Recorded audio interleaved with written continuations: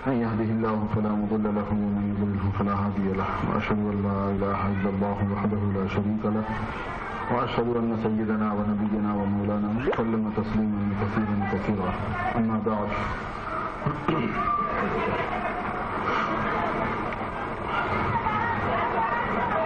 بزرگان محترم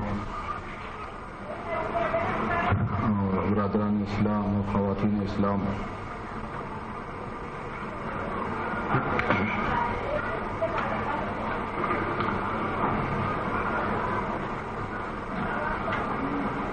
اس دنیا میں بھیجے جانے کا مقصود یہی ہے کہ اللہ تبارک و تعالیٰ سے ہمارا تعلق صحیح ہو جائے، اور اللہ تعالیٰ سے ساتھ تعلق صحیح کمال درجے کے ساتھ ہو جائے، اس کو کمال ایمان سے تعبیر کرتے ہیں۔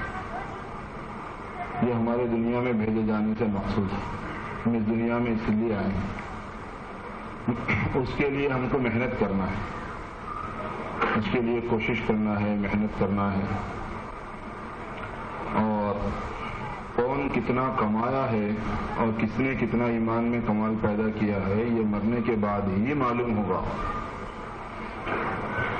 اصل صلہ کسی بھی چیز کا دینی لائن میں مرنے کے بعد ہی ہے۔ کون کتنا صاحب معرفت بنا اور کون کتنا اللہ تبارک و تعالیٰ کا ولی بنا اور کس کو کیا مرتبہ ملے گا یہ دنیا میں نہیں معلوم ہوتا۔ دنیا میں اس کے آثار ہوتے ہیں، دنیا میں بعض مرتبہ اس کے آثار نمایاں ہو جاتے ہیں۔ اثرات الگ چیز ہیں، مقصود الگ چیز ہوتی ہے۔ اثرات اور مقصود میں ایک مضمون ہے تصوف کا۔ جب آدمی دین کا کام کرنا شروع کرتا ہے، ایک طبقہ تو وہ ہے جو دین پر نہیں چلتا، دین سے اس کو محبت نہیں، دین سے دوری ہے، ایسے بھی لوگ ایک بڑی تعداد ایسے ہی ہے۔ اور یہ حضرت صوفی صاحب قبلہ رحمۃ اللہ علیہ کا کمال تھا یا یہ ان کی کرامت تھی کہ ان کی مجلس میں بیک وقت دو آدمیوں کو برابر بات دیتے تھے، بڑے سے بڑا عارف بیٹھیں دو اور بالکل بے دین قسم کا جاہل بیٹھیں دو۔ سب لوگوں کی بس کی بات نہیں ہے، ادھر کی بات کرے تو ادھر بھی سویا چھوڑ جاتا، ادھر بات کرے تو ادھر کی بات چھوڑ جاتی۔ یہ اللہ تعالیٰ کی نوازش ہے۔ جو طبقہ دین سے دور ہوتا ہے میرے دوستو، اس کو متوجہ کرنے کی نوعیت الگ ہے، اور اس کو چاہیے کہ وہ سب سے پہلے اس بات کی فکر کرے کہ اس کو دین کی طرف لپکنا ہے، اور اس کے لیے جن بری عادتوں میں آدمی مبتلا ہو گیا ہے ان کو چھوڑنے کی فکر کرنا اور ان کو چھوڑنے کی تدبیریں کرنا اور اس کے لیے مجاہدہ کرنا۔ ابھی ایک صاحب مجھ سے فرما رہے تھے کہ صاحب بستی میں بہت سے نوجوانوں کو پینے کھانے کی عادت ہو گئی۔ کھانے پینے کی تو عادت سب کو رہتی لیکن پینے کھانے کی کسی کسی کو رہتی، تو پینے کھانے کی بھی عادت ہو گئی۔ آپ ذرا بولیے میرے دوستو، ان سب چیزوں سے اپنے آپ کو بچانے کی فکر کرنا۔ اور بڑا راستہ یہ ہے کہ بری صحبتوں کو چھوڑ دینا، اور ان بری عادتوں سے بچانے کے واسطے جو ہمت چاہیے،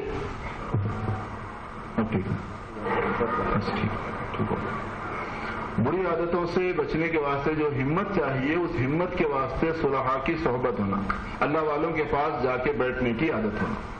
کچھ بھی کام نہیں، جا کے آپ بیٹھا کریں کہ صاحب میں آپ کے پاس تھوڑی دیر بیٹھنے کے لیے ہوں۔ کائے کے لیے آئے؟ کچھ نہیں، بس آپ کی صحبت میں بیٹھنے کے لیے، استفادہ کرنے کے لیے، کچھ انوار و برکات حاصل کرنے کے لیے، کچھ دینی مزاج بنانے کے لیے میں آیا ہوں۔ اس سے ہوتا یہ ہے کہ اللہ والوں سے ہمت آدمی کے دل میں آیا کرتی ہے، اور دین پر چلنے کا شوق پیدا ہوتا ہے، دین پر چلنے کا جذبہ پیدا ہوا کرتا ہے، اور ہمت آیا کرتی ہے۔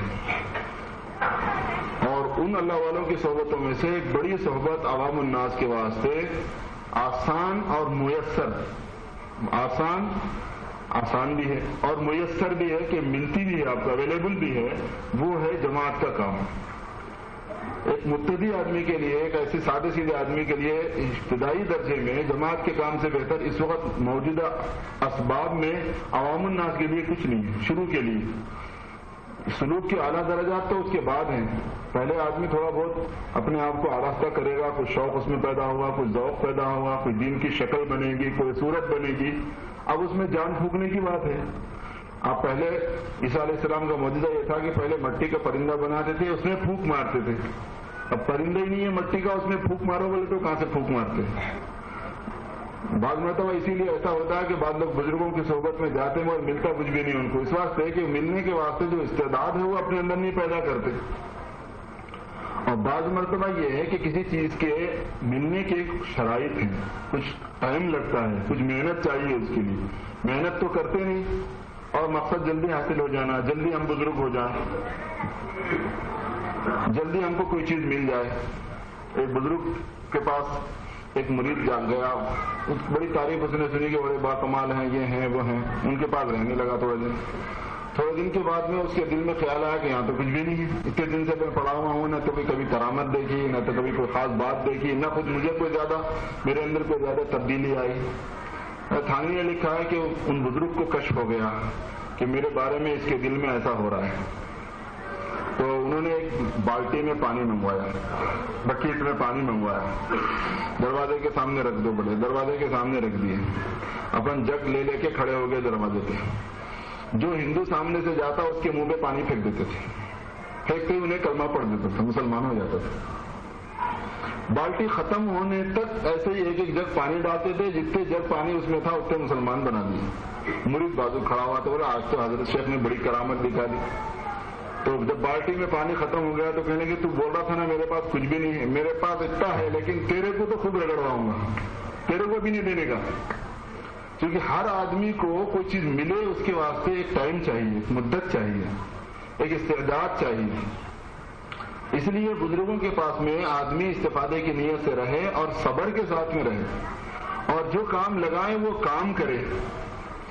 کام آدمی جب کرتا ہے تو پھر اس کے نتائج اس کو ملتے ہیں، اگر کام نہیں کرتا ہے تو پھر اس سے اس کو کیا نتائج ملیں گے. تو ایک وہ طبقہ، وہ ساتھی جو دین کی طرف ہی متوجہ نہیں ہے، میرے دوستوں ان سے گزارش ہے کہ ہم اللہ کے راستے میں نکلیں، جماعتوں میں جائیں، نماز کا شوق پیدا کریں، نیکی کی طرف چلنے کا شوق ہو، موت کی تیاری آدمی کے اندر آئے کہ مرنا سب کو ہے، کسی کو ہمیشہ رہنا نہیں ہے اس دنیا کے اندر، چند روز کے لیے آدمی آیا ہے. اور شراب پینا تو اتنی بری بات ہے، اتنی بری بات ہے کہ حدیث شریف میں آتا ہے کہ جو آدمی جتنی دنیا میں شراب پیے گا، میری عزت کی قسم، اللہ تعالیٰ فرماتے ہیں میرے عزت کی قسم، میرے جلال کی قسم، جہنم میں زخمیوں کا دھوبن اتنا اس کو پلا کے چھوڑوں گا. جو دنیا میں جتنی شراب پیے گا اتنا اس کو جہنم میں خون اور پیپ زخمیوں کا جہنمیوں کا پینا پڑے گا، اتنا اس کو پلا کے چھوڑوں گا. اور اللہ نے 3 قسمیں کھا کے یہ مضمون بیان فرمایا. کیا رکھا ہوا ہے میرے دوستو؟ اس میں کچھ بھی نہیں. اور ویسے یہ ہے کہ آدمی بس خیالی دنیا میں چلا جاتا ہے اور تو اس میں کوئی فائدہ تو ہے نہیں، بے شمار اس میں نقصانات ہیں، دین برباد ہو جاتا ہے. ام الخبائث ہے، خبائث کی ماں ہے. ایک آدمی کو یہ بولے، پرانے زمانے کے قصوں میں سے ہے کہ اس کو ایک عورت سے محبت ہو گئی تھی، اس نے تعلق کرنا چاہا اس کے ساتھ میں، تو اس نے 3 شرطیں لگائی کہ تینوں میں سے کوئی ایک کام تم کرو. تو اس نے پوچھا میں 3 کیا کام کروں؟ اس نے کہا کہ ایک تو یہ کہ تو کسی بت کو سجدہ کر، کافر ہو جاؤ. اس نے کہا میں مسلمان ہوں، یہ تو کر نہیں سکتا. تو بولے میرا فلاں دشمن ہے، اس کو تو قتل کر دے. کیا؟ تو بولے میں بھی ناحق کسی کو قتل نہیں کرتا، تیرا دشمن ہے بلکہ میں اس کو قتل کر دوں، یہ کیا بنیاد ہے؟ اور کسی مسلمان کو مارنا کوئی معمولی گناہ نہیں ہے، بہت بڑا گناہ ہے. اور تیسرا یہ کہ تو شراب پی لے. تو اس کی سمجھ میں آئی بات کہ بھائی یہ دونوں یہ ہلکی چیز ہے، اس کو کر لو، اپنا کام تو بن جاتا، پہلے بعد میں دیکھا جائے. تو اس نے شراب پی لی. جب اس نے شراب پی لی تو نشے میں ڈوبتا، اس نے کہا کہ اس کو مار کے آ، تو جا کے اس کو مار کے آیا، قتل بھی کر دیا. اس کے بعد میں اس نے کہا کہ تو بت کو سجدہ کر دے. تو نشے میں تو تھا ہی تھا، اس کو کوئی ہوش ہی نہیں تھا، اس نے بت کو سجدہ کر دیا. اتنے میں جس کو مارا تھا اس کے لوگ آ کے انہیں سجدے میں تھا اس کا سر پھوڑ دیا، پتھر ڈال کے کچل دیے، اور بت کو سجدہ کرنے کی حالت میں مر گیا. نہ خدائی ملا، نہ مثال تنا، نہ محبوب ملا، اور شرک بھی ہو گیا، مرڈر بھی ہو گیا، غیر مسلم کو خامخواہ ایک مسلمان کو ناحق مارنا بھی ہو گیا. شراب ایسی بری لعنت ہے، ایسا یعنی دنیاوی نقصانات بھی اس میں اتنے ہیں. دین کا نقصان تو ابھی میں نے سنایا کتنی بڑی بات ہے. اللہ کہ جو آدمی توبہ کر لے، اور اگر کوئی آدمی توبہ کر لے تو اللہ تبارک و تعالیٰ اس کو معاف کر دیں گے. توبہ کر لے، اپنی عادت چھوڑ دیں. عادت چھوڑنے میں بھی بڑے یعنی آدمی کو ٹائم لگتا ہے، محنت لگتی ہے، مجاہدہ کرنا پڑتا ہے. اور بعض گاؤں والے ہمت والے بھی ہوتے ہیں. ایک گاؤں والا مولانا رشید احمد صاحب گنگوہی رحمۃ اللہ علیہ کی خدمت میں آیا، بڑے بزرگ تھے، اور ان سے مرید ہوا. انہوں نے جب مریض ہوا تو توبہ کرائی کہ میں جناب والا چوری نہیں کروں گا، شراب نہیں پیوں گا، یہ نہیں کروں گا، وہ نہیں کروں گا، بدکاری نہیں کروں گا، نماز پڑھوں گا، روزہ رکھوں گا، زکات دوں گا. اس کے بعد دعا کرا دی کہ بھائی تو میرا مرید ہو گیا. تو بولے حضرت جی تم نے اصلی توبہ تو کرائی نہیں. تو بولے بھائی اصلی توبہ کیا ہے؟ تو بولے میں بھنگ پیتا ہوں. بھنگ سے تو آپ نے توبہ کرائی نہیں. کہیں مجھے کیا معلوم تھا تو بھنگ پیتا ہے. چل اللہ تجھے توبہ کرا دیتا ہوں. تو اس نے کہا میں بھنگ بھی نہیں پیوں گا، یہ بھی توبہ کرا دی. اب وہ نابینا ہو گئے تھے. حضرت مولانا رشید احمد صاحب گنگوہی رحمۃ اللہ علیہ آخر میں ان کی بینائی موتی آ گیا تھا، آپریشن ہو سکتا تھا. ان کو ڈاکٹروں نے کہا بھی. اللہ والوں کا سوچنے کا انداز دیکھیے. جو اللہ والے ہوتے ہیں ان کے ان کے ذہن میں آخرت ہوتی، آخرت میں کامیابی ہونی چاہیے. دنیا کا کیا ہے؟ ڈاکٹروں نے کہا کہ آپ کا آپریشن ہم کر دیتے ہیں، اور کچھ کوئی بات نہیں تھی. وہ خود بھی حکیم تھے، بہت بڑے ہیمیوپیتھک حکیم تھے وہ. تو انہوں نے کہا کہ بھائی آخر وقت میں اللہ کا مہمان میرے پاس آیا ہے، میں اس کو چھوڑ نہیں سکتا. اللہ کا مہمان کیا ہے؟ حدیث شریف میں یہ مضمون آیا ہے کہ میں جس کی دونوں آنکھوں کی بینائی لے لوں، میں جس آدمی کی دونوں آنکھوں کی بینائی لے لوں اور وہ اس پر صبر کرے تو میرے پاس اس کا بدلہ جنت سے کم نہیں ہے. میرے پاس اس کا بدلہ جنت سے کم نہیں ہے، کم سے کم بدلہ اس کا جنت ہے. تو حضرت نے فرمایا کہ اب آخر وقت میں میرے کو دیکھنا کس کو ہے، اور آخر وقت میں میرے کو بینائی لے کے کرنا کیا ہے؟ اللہ اللہ تو کرنا ہی ہے. اب یہ نعمت میں آئی ہوئی ہے، میں اس موقع کو چھوڑ نہیں سکتا. آپریشن نہیں کروایا، اسی حالت میں رہے، اسی حالت میں وصال ہو گیا. اللہ والوں کے ان واقعات سے آدمی کو صحیح احساس ہوتا ہے کہ دین پسندی کیا چیز ہے. اس سے احساس ہوتا ہے کہ اللہ تبارک و تعالیٰ کے وعدوں پر خوش ہونا کیا چیز ہے، اور اللہ کے وعدوں پر یقین کرنا کیا چیز ہے. کیونکہ اللہ کے وعدوں پر یقین کرنا اور اس پر خوش ہو جانا اور اس میں نعمت میں بھی اسی حالت میں رہنا اور مصیبت میں بھی کوئی معمولی بات نہیں ہے. حضور اکرم صلی اللہ علیہ وسلم کی خدمت میں ایک خاتون آئی اور انہوں نے کہا کہ اللہ کے رسول صلی اللہ علیہ وسلم مجھ کو مرگی کا دورہ پڑتا ہے، آپ میرے لیے دعا فرما دیجیے کہ اللہ تعالیٰ مجھے شفا دے دے. حضور اکرم صلی اللہ علیہ وسلم نے عجیب بات فرما دی. آپ کا معاملہ عجیب ہوتا تھا، ہر ایک کے ساتھ الگ الگ ہوتا تھا. آپ نے فرمایا کہ اگر تو کہے تو میں دعا کر دوں گا اور تو ٹھیک بھی ہو جائے گی، کیونکہ اللہ پاک میری دعا سن لیں گے تیرے حق میں. اور اگر تو کہے تو میں دعا نہیں کروں گا اور تو ٹھیک نہیں ہوگی، مگر تجھے اس کا بدلہ ملے گا. اس نے پوچھا کہ مجھے کیا بدلہ ملے گا؟ فرمایا جنت ملے گی. فرمایا اللہ کے رسول صلی اللہ علیہ وسلم تو پھر آپ ایسا کیجئے کہ میرے لیے دعا مت کیجئے ٹھیک ہونے کی. یہ اس نے کہا تاکہ یہ وعدہ جو آپ نے فرمایا وہ پورا ہو جائے. ایک بات ضرور ہے، وہ یہ ہے کہ جب مرغی کا دورہ پڑتا ہے تو میرے کپڑے ہٹ جاتے ہیں. بعد میں مجھے پتا چلتا ہے کہ میرے کپڑے کھل گئے تھے تو میری بے عزتی ہوئی تھی اور لوگ ہنسے تھے، تو مجھے بعد میں بڑی تکلیف ہوتی ہے. آپ یہ دعا کر دیجئے کہ جب مجھے دورہ پڑے تو میرے کپڑے نہ ہٹا کریں. ترمذی شریف کی روایت ہے.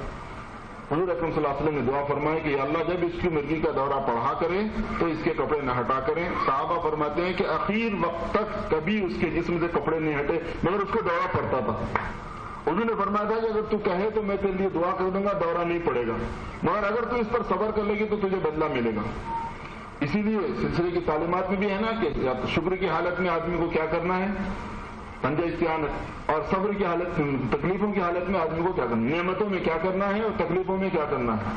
سب میں ہے تکلیفیں، تکلیفوں سے کوئی خالی نہیں ہوتا. کروڑ پتی، لکھپتی، بڑا تاجر، بڑا عہدیدار انہیں بھی اور غریب سے غریب بھی. اللہ تعالیٰ نے مرد بھی اور عورت بھی، اللہ تعالیٰ کی ایک عادت یہ ہے کہ ہر ایک کو نعمتوں سے اور مصیبتوں سے دونوں کو آزماتے ہیں اس دنیا میں. نیک سے نیک رندو، بد سے بد رندو، اور نعمتیں بھی دونوں کو ملے گی. یہ نہیں ہوگا، سرا اور ذرہ دونوں سے ٹیسٹ کیا جاتا ہے کہ اس میں میری بندگی کر رہا ہے کہ نہیں کر رہا، اور میری محبت کا حق ادا کر رہا ہے کہ نہیں کر رہا. یہ اللہ تبارک و تعالیٰ دیکھتے ہیں ہر ایک کے ساتھ یہ معاملہ. خوش ہر ایک ہوتا ہے اور صدمہ ہر ایک کو اٹھانا پڑتا ہے. شکلیں الگ الگ ہیں، کسی کو کسی شکل میں خوش کرتے ہیں، کسی کو کسی شکل میں خوش کرتے ہیں.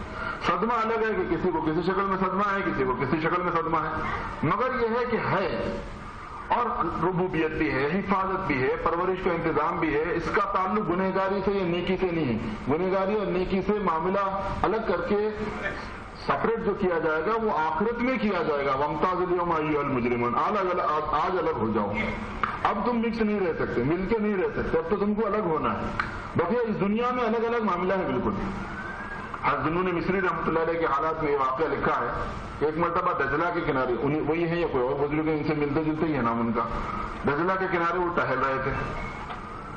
انہوں نے اچانک دیکھا کہ جھاڑی میں سے ایک بڑا بچھو برآمد ہوا اور تیز تیز جانے لگا. ایسا معلوم ہو رہا تھا ارادی طور پر کسی مہم پہ جا رہا ہے. تو وہ انہوں نے سوچا کہ یہ کہاں جا رہا ہے. اس کے پیچھے پیچھے ہو لی. وہ پل پہ گیا, جیسے آدمی اپنا راستہ دیکھتے ہیں بازار, اور پل پہ چڑھنا. اس نے دجلہ ہی تھی, کوئی اور پل, پانی بڑا دریا کا پل تھا, اس پہ چڑھنا شروع کر دیا. اس پہ تیز تیز دوڑنے لگا.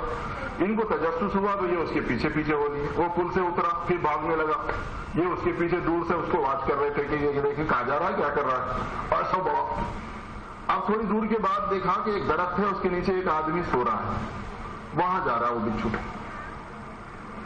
وہ گیا اور وہاں وہ جو ہے اس نے دیکھا کہ ایک بہت بڑا سانپ, انہوں نے دیکھا بزرگ نے کہ بہت بڑا سانپ درخت پہ سے اتر رہا اور یہ بچھو ادھر دوڑ رہا ہے.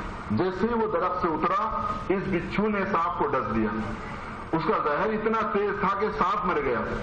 بچھو کا زہر, بعض زہر اتنا سخت ہوتا ہے کہ اس سے سانپ مر جاتا ہے. وہ سانپ مر گیا. وہ بچھو اپنا واپس آیا, پھر وہ برج پہ, پھر پل پہ وہ چڑھا, پھر اترا, پھر اپنی جھاڑی میں واپس چلا گیا. انہوں نے سوچا کہ بھائی یہ تو کوئی وقت کا قطب معلوم ہوتا ہے, پتہ نہیں قطب ہے, غوث ہے, کون ہے, غوث اعظم ہے, اس سے تو ضرور ملنا چاہیے کہ کیسا بڑا اللہ والا ہے اور اللہ نے کیسے اس کی حفاظت کا انتظام کیا. اور وہ سو رہا, وہ آدمی جھاڑ کے نیچے وہ آدمی سو رہا ہے, اس کو خبر بھی نہیں ہے. بڑا سانپ اتر رہا, یہ گیا, اس نے اس کو ڈسا, مار دیا, وہ چلا بھی گیا. اب یہ جب قریب گئے تو دیکھا کہ وہ آدمی بس مدہوش پڑا ہوا ہے اور جناب والا شراب کی بو اس کے منہ سے آ رہی ہے. شراب کی بو اس کے منہ سے آ رہی ہے. ان کو بڑی حیرت ہوئی, اللہ یہ کیا ماجرا ہے. اللہ کی طرف متوجہ ہوئے, کہنے لگے پروردگار یہ کیا ہے. تو حاطف غیبی نے آواز دی, یعنی یا تو ان کو الہام ہوا یا آواز آ گئی. مختلف شکلوں سے اللہ تعالیٰ کی طرف سے بات بتائی جاتی ہے اللہ والوں کو. تو ان کو یہ بتایا گیا کہ اگر میں اپنے نیک بندوں کی حفاظت کروں تو پھر میرے برے بندوں کی حفاظت کوئی اور کرتا کیا. ان کی بھی میرے کو ہی کرنا ہے. حفاظت اللہ کا کام ہے, ربوبیت اللہ کا کام ہے. بس ان پر بڑی رقت طاری ہوئی, بہت روئے. اللہ پاک کی کرم کو, ان کی مہربانی کو دیکھے اسے اندازہ کریں کہ اگر آدمی برائی میں بھی مبتلا ہے تو اللہ پاک کتنے مہربان ہیں بندے کے ساتھ میں. چاہتے ہیں کہ میرے بندے کی عبادت مجھے کرنا ہے, آج نہیں کل توبہ کرے گا, کل نہیں پرسوں توبہ کرے گا, کرنا ہے توبہ. اس لیے اگر خدا نخواستہ کوئی اس میں مبتلا ہے تو اس کو چاہیے کہ وہ توبہ کر لے. میرے دوستوں, ہم دینی مجلسوں میں اسی لیے بیٹھتے ہیں. تو خیر اس کے پاس گئے, اس کو جب اس کی آنکھ کھلی تو اس کو بتایا کہ تجھے پتا بھی ہے کہ تیرا رب کتنا تجھ پہ مہربان ہے.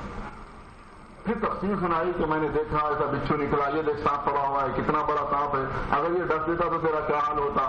وہ بندے پر بھی بڑی دقت طاری ہو گئی. اس نے پھر توبہ کی اور حضرت کے ہاتھ پہ بیعت کی. پھر اس نے اپنی اچھی زندگی گزارنی شروع کر دی. شراب سے اس نے توبہ کر لی, بے نمازی پن سے جو کچھ اس کی بدعمالی کی حالت تھی اس نے توبہ کر لی.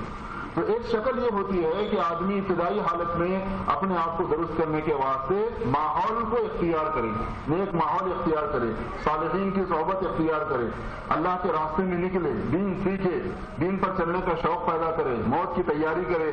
دنیا تھوڑی ہے, مختصر سی ہے, چند روز کے لیے ہے میرے دوستوں, آخرت کے لیے اثر ہم. اور ایک یہ ہے کہ اللہ تبارک و تعالیٰ نے اپنے فضل و کرم سے ان چیزوں سے حفاظت فرمائی ہے. ماشاءاللہ داڑھی بھی چہرے پہ ہے, نماز بھی پڑھتے ہیں اور روزے کے بھی پابند ہیں, زکوٰۃ بھی اللہ نے فرض فرمائی تو وہ دیتے ہیں, حج کو بھی ہو کر آئے ہیں. مگر یہ ہے کہ صاحب اپنے اندر کس درجے میں ایمان ہے. اللہ تبارک و تعالیٰ سے ولایت کی نوعیت کے کچھ حساب ہے نا کتاب ہے, ایسا بھی نہیں ہونا ہے. جب تک دنیا میں ہے جب تک ترقی کو سوچنا ہے. سلوک اسی لیے ہے, ابتدا کے لیے بھی ہے, انتہا کے لیے بھی ہے. دین کا راستہ اللہ تعالیٰ کی طرف سلوک کے معنی چلنے کے ہیں. پہلا قدم جب آدمی ڈالے تو بھی چل رہا ہے, آخری قدم ڈالے تو بھی چل رہا ہے. اور اللہ تعالیٰ کا آخری قدم نہیں آتا. اللہ کی طرف چلنے کا دنیا میں آخری قدم نہیں آتا, یہ ضابطہ ہے. آپ چلتے ہی رہو, چلتے ہی رہو, چلتے ہی رہو. اور اس چلنے میں بھی آدمی سے بڑی کوتاہیاں ہوتی رہتی ہیں. حضرت صدیق اکبر رضی اللہ تعالیٰ عنہ, جن کے ایمان کا حال یہ ہے کہ آپ کا ایمان ایک طرف اور پوری امت کا ایمان ایک طرف, اگر دونوں پلڑوں میں رکھ دیا جائے تو صدیق اکبر کے ایمان کا پلڑا بھاری ہو جائے گا رضی اللہ عنہ وارضاہ. ایسا ان کا ایمان تھا. انہوں نے حضور اکرم صلی اللہ علیہ وسلم سے عرض کیا کہ نماز کے بعد میں کیا پڑھا کروں. تو حضور اکرم صلی اللہ علیہ وسلم نے ارشاد کرنا یہ دعا پڑھا کرو. نماز کے بعد سے مراد جب درود شریف سے فارغ ہو جاؤں تو سلام پھیرنے سے پہلے کیا پڑھا کروں. تو یہ فرمایا کہ یہ کہا کرو اللہم انی ظلمت نفسی ظلما کثیرا, یہ والی دعا پڑھو. اس کا مطلب کیا بنتا ہے کہ اللہ مجھ سے بڑا قصور ہو گیا. نیک لوگ وہ ہوتے ہیں کہ جو نیک کام کرنے کے بعد میں ڈرتے ہیں. برے کام سے تو ڈرتے ہی ڈرتے ہیں, نیک کام میں بھی ڈرتے ہیں کہ نیک کام میں بھی ہم نے کیا کیا, نیک کام بھی ہم نے ایسا کون سا کیا ہے, پتہ نہیں اللہ تبارک و تعالیٰ اس کو قبول کریں گے کہ قبول نہیں کریں گے, قبولیت کے قابل ہے کہ نہیں. کمال تو اصل وہ ہے, بالکل کام ہی نہیں کر رہے, نیکی نہیں کر رہے اور خوش ہو رہے ہیں, یہ تو بےہودگی ہے, جہالت ہے. اور کام کرنے کے باوجود ڈرتے رہنا کہ بھئی ہم نے جو کام کیا, ہم نے جو نماز پڑھی, ہم نے جو تلاوت کی, ہم جو شریعت پر چل رہے ہیں, ہم نے جو سنت کی اتباع کی ہے, اب پتہ نہیں ہم یعنی وہ شرائط قبولیت اس کے اندر پائے جاتے ہیں نہیں پائے جاتے, اللہ پاک قبول. اور امید بھی رکھنا ہے, ڈرنا بھی ہے کہیں مردود نہ ہو جائے, اور اللہ سے امید بھی رکھنا ہے کہ اگر وہ قبول نہیں کرے تو اور کون قبول کریں. اور کمال کا درجہ تمہیں دے نہیں سکتا کہ جیسے ان کا حق ہے ویسے پورا ہو جائے, مگر کوشش میں کمی نہیں ہونا, اپنی طرف سے کوشش میں کمی نہ ہو, اس کی آدمی کو فکر کرنی پڑتی ہے. جب آدمی سلوک میں آگے چلنے لگتا ہے, کچھ ذکر کرنے لگتا ہے, کچھ فکر کرنے لگتا ہے, کچھ مراقبہ کرنے لگتا ہے, اور کچھ جو سلسلے کی تعلیمات پر غور و فکر کرنے لگتا ہے, سلسلے کی تعلیمات کو یاد کرنے لگتا ہے, اس میں دلچسپی زیادہ لینے لگتا ہے, تو پھر آثار شروع ہو جاتے ہیں. بات آ گئی تھی مقاصد اور آثار کی. آثار کے اندر یہ بات ہوتی ہے کہ بہت سی صورتیں پھر درمیان میں عارض کے طور پر پیش آتی ہیں جو کہ اصل نہیں ہے, اور اسی وجہ سے ان کو اصل نہیں سمجھنا ہے, اور اس میں تغیر ہوتا رہتا ہے. جیسے اس میں سے ایک بات یہ بھی ہے کہ کبھی آدمی ایک دم خوش رہتا ہے, اور ایک بات یہ بھی ہے کہ کبھی آدمی ایک دم غمگین اور اداس ہو جاتا ہے. خوش ہونا, بشاشت پیدا ہونا, شوق پیدا ہونا, جذبہ پیدا ہونا, یہ بھی ایک عارضی چیز ہے, اس کا اثر سے کوئی تعلق نہیں کہ اگر ایسا ہے تو آدمی اللہ کا مقرب اور محبوب ہو گیا. شاید اداس ہے, غمگین ہے, طبیعت بیٹھی ہوئی ہے, طبیعت نہیں چل رہی ہے, تو یہ بھی اس بات کی دلیل نہیں ہے کہ اللہ تبارک و تعالیٰ سے دور ہو گیا بندہ. کبھی چیزیں ہیں یہ, کبھی چیز میں کبھی شوق سے طبیعت چلتی ہے, کبھی طبیعت نہیں چلا کرتی ہے. ایک کا نام قبض ہے, ایک کا نام بست ہے. صوفیہ کیا فرماتے ہیں, بس تم اپنا کام کرتے رہو, اپنا تم کام کرتے رہو, قبض میں بھی کام کرو, بست میں بھی. طبیعت خوب چل رہی ہے تو بھی کرو, اصل عمل ہے. طبیعت نہیں چل رہی ہے اور آدمی عمل کرا تو ثواب زیادہ ملے گا عمل کرنے کا, اور مشقت کے ساتھ عمل کرنے کا, مشقت کا ثواب الگ ہے. اور اگر طبیعت چل رہی ہے, خوشی ہے, خود ہی شوق پیدا ہو رہا, بعض لوگ بولتے ہیں نا کہ صاحب دعا کرو کہ بعد خود ہی جو ہے نا نماز پڑھنے کی ہمت ہو جانا, نماز یعنی خود ہی نماز پڑھنا جی بولنا, خود ہی روزہ رکھنا جی بولنا, خود ہی نیک کام کرنے کو جی بولنا.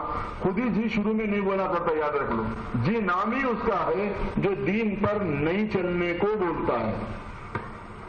نفس نام کس کا ہے, امارہ بالسوء کا. اس کا کام ہی یہ ہے, اللہ نے ایک قوت آدمی میں آزمائش کے لیے رکھی ہے, اس قوت کا کام ہے آپ کو دین پر چلنے نہیں دینا, اس کا نام ہے نفس. اس کا ابتدائی مرحلہ یہ ہے, اس کا کام ہی ہے, اس کا فنکشن ہی ہے. نفس کا اصل کام کیا لکھا ہے صوفیہ نے, غفلت اور شہوت.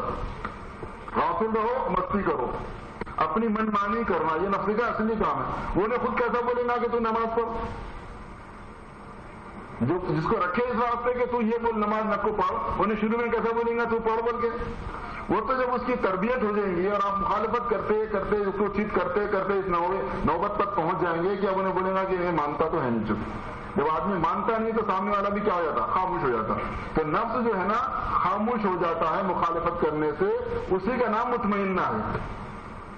یا یہ تو نفس المطمئنہ ہے, نفس مطمئنہ تو خوش ہو جا.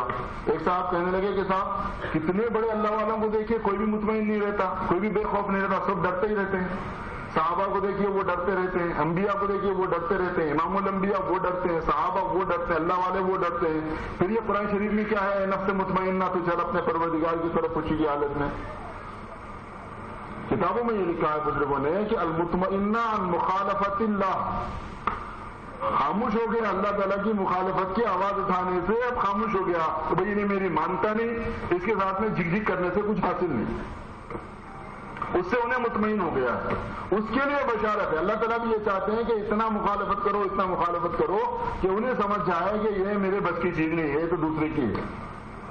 نفس کی اتنی مخالفت سیکھنی پڑتی ہے آدمی کو. جب نفس کی مخالفت آدمی سیکھتا ہے, اس میں پڑتا ہے, تو اس مخالفت کے دوران کبھی طبیعت شوق سے چلتی ہے, وہ مرکب ہے آدمی کا, وہ سواری ہے, اس میں بہت جلدی آسانی سے سفر طے ہوتا ہے. اور کبھی طبیعت نہیں چلتی ہے, طبیعت چلے تو بھی کرنا ہے, طبیعت نہیں چلے تو بھی کرنا ہے. اور طبیعت نہیں چلے تو جمنا ہے اس پر, اس میں ثواب زیادہ ہے.